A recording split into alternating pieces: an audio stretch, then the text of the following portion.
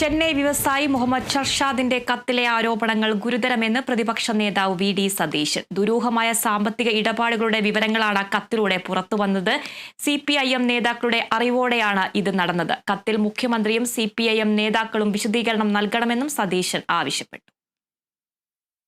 ഇതുമായി ബന്ധപ്പെട്ട് ഉയർന്നിട്ടുള്ള ഗുരുതരമായ ആരോപണങ്ങൾ, റിവേഴ്സ് ഹവാല ഉൾപ്പെടെയുള്ള സാമ്പത്തിക തട്ടിപ്പുകൾ, ഈ ആരോപണ വിധേയനായ വ്യക്തിയുമായി കേരളത്തിലെ CPM നേതാക്കൾ നടത്തിയിട്ടുണ്ട് എന്നാണ് ഈ കത്തിൽ വെളിവാകുന്നത്.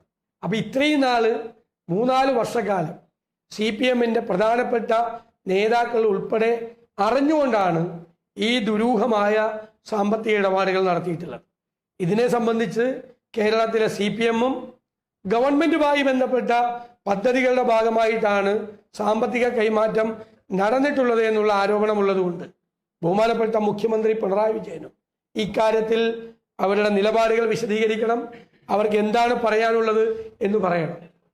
CPMന്റെ ആരും കാണാത്ത ഒരു മുഖം കൂടിയാണ് പുറത്തേക്ക് വരുന്നത്.